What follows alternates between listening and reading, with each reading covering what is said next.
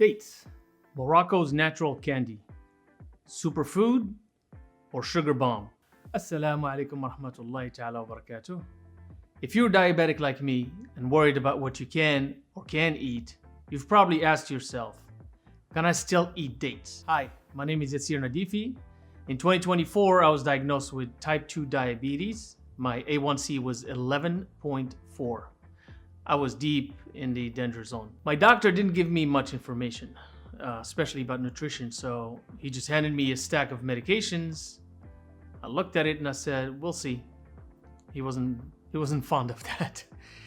Today, I take 1,000 milligrams of metformin a day.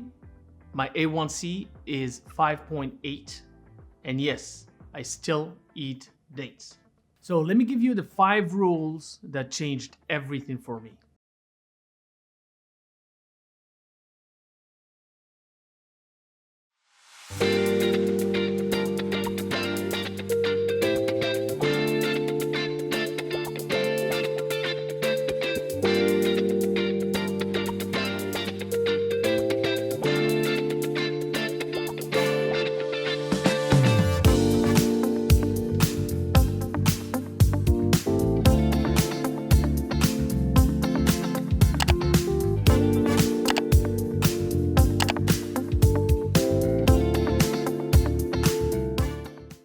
Dates, Morocco's natural candy. Sweet, ancient, and powerful. But if you're careless, a blood sugar grenade. In Morocco, dates stuffed with walnuts and milk aren't just food. They're how you welcome someone into your home. It's a blessing, respect, the beginning of new memories. But tradition doesn't excuse lack of information. So today, we're breaking it down. History, nutrition, blood sugar, and how to eat dates without hurting yourself. But first, a history lesson. Dates have been cultivated for over 7,000 years. Before refrigeration, before modern medicine, the Sumerians called the date palm the tree of life. Egyptians baked with it, brewed with it, and use it as medicine for fertility, wound healing, and recovery. In Morocco and across North Africa, oasis towns existed because of dates. In Amazigh culture, the date palm wasn't symbolic, it was survival. And in Islam, the Prophet Muhammad ﷺ broke his fast with dates and water, establishing a sunnah to follow. Today, Morocco's exports are estimated over 100,000 tons annually, with Majhoul leading the pack of a $2 billion global industry. But this ancient fruit can have serious consequences. The word date comes from the Greek word daktylos, which means finger or toe. But don't let the size fool you. Dates pack a solid nutrition punch. Let's look closer. Per 100 gram, which is about 4 to 5 Majhoul dates, or Majhoul dates, 277 calories, 75 grams of carbohydrates, 66 grams of sugar, and 7 grams of fiber. They are rich in minerals like potassium, magnesium, copper, manganese, iron, and B6. Dates are loaded with polyphenols, antioxidants linked to reduce inflammation and oxidative stress. Multiple studies, including Saudi and Iranian analysis, show varieties like al-ajwa, sukkari, and khalas rank high in antioxidant activity. But let me be clear, and I'm saying this as a diabetic. Whole food doesn't mean consequence-free. Your body doesn't care if it's natural. Sugar is sugar. On the glycemic index, glucose is at 100. Dates, depending on the variety, are about 42 to 55. That's good, right? Well, context is everything. In 2011, Nutritional Journal study found that even type 2 diabetics didn't experience dramatic spikes when dates were eaten properly. Let me see that again. When dates were eaten properly. You know the key phrase. Eaten properly. Here's where information is needed. Dates aren't just natural sugar. They're concentrated sugar. As diabetics, our problem is with how the body handles sugar, glucose, involving both resistance to insulin and issues with its storage and use, leading to sugar building up in the blood instead of entering cells for energy or storage. Now, while the body tries to store excess sugar in the liver and muscles, and then fat, insulin resistance prevents this effectively, causing hyperglycemia. Here are my 5 rules of eating dates. Rule number 1, never eat dates alone. This is the golden rule. Never eat dates by themselves. You're asking for chaos if you do. Always pair them with fat or protein. Almonds, walnuts, almond butter, peanut butter. Why? Because fat and protein slow down sugar absorption. They buffer the spike. Now my go-to, I take 2 dates, stuff them with almond butter or peanut butter. It's a game changer. Never eat dates alone. Rule number 2, timing is everything. Your body's insulin sensitivity changes throughout the day. This means when you eat dates matters. Best times? After training, your muscles soak up that sugar like a sponge. Muscles need replenished glycogen. With a meal, other foods slow sugar absorption, or to break your fast. Your body is prime, both the liver and the muscles need to replenish their glycogen reserves. Worst times?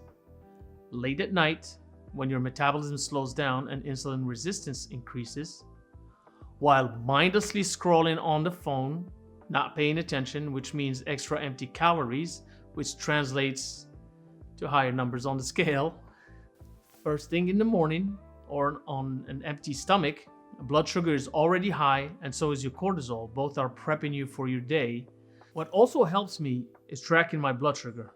I test before each meal, before and after. 1 or 2 dates after a workout with almond butter, good. 2 dates at 11 p.m. watching Netflix, well, I just don't do it. Also, I have children. You never catch me past 10 p.m. I'm in bed.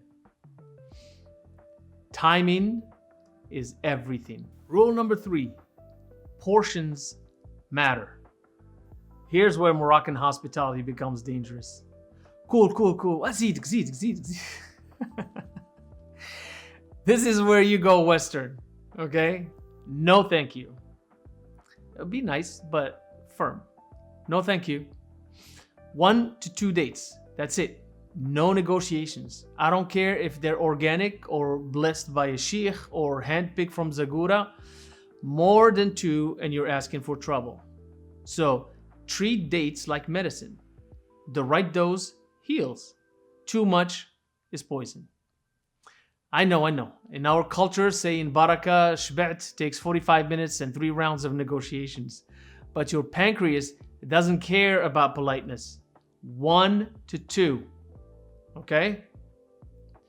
Rule number 4, the nighttime ban. Now this one hurts, I know. We Moroccans eat super late. It is actually scary how late we eat. My last visit to Morocco led to indigestion, heartburns, and many sleepless nights. I was so tired I needed a vacation after I came back to the US. But listen, no dates after Maghrib unless you're breaking fast. And some might say even before that, before Asr, no more. But since we're breaking fast in Ramadan, then and we're up all night, hopefully praying, then it breaks. But your metabolism slows down at night. Insulin resistance goes up.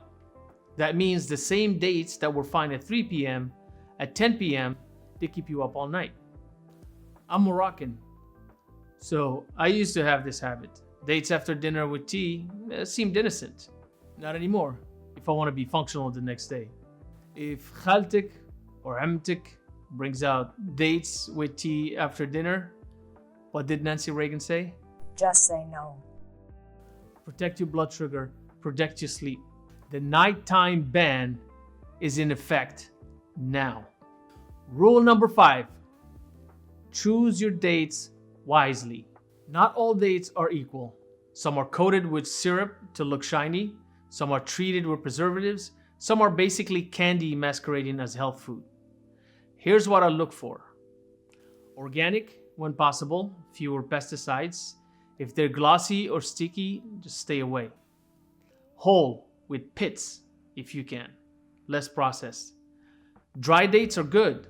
Just soak them for 10 minutes and you're good to go. They're easy to digest and have better texture. And here's a tip. Shop at ethnic markets. They usually have better quality and better prices. Go where your mom and aunties went to shop. Support your local hanout.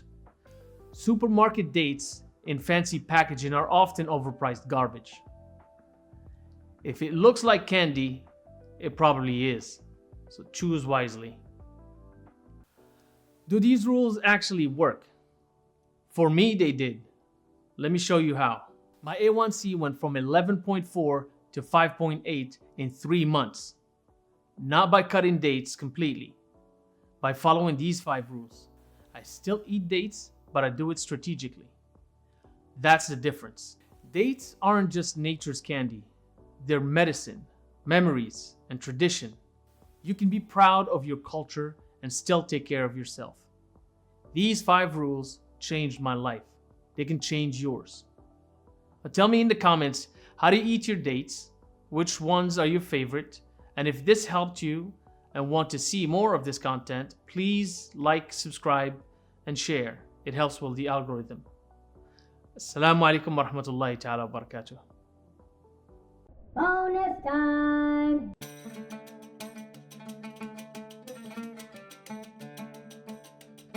So, how do I eat dates these days? These are medjool. I think the ajwa ones have less sugar, but I don't have those, so I'll just use these, and they're pretty tasty. What I like to do is take out the pit. I usually pair them with almonds, walnuts, occasionally some pistachios. I would just sometimes do a little combo right here. Look at that, beautiful. That's it. There's your treat.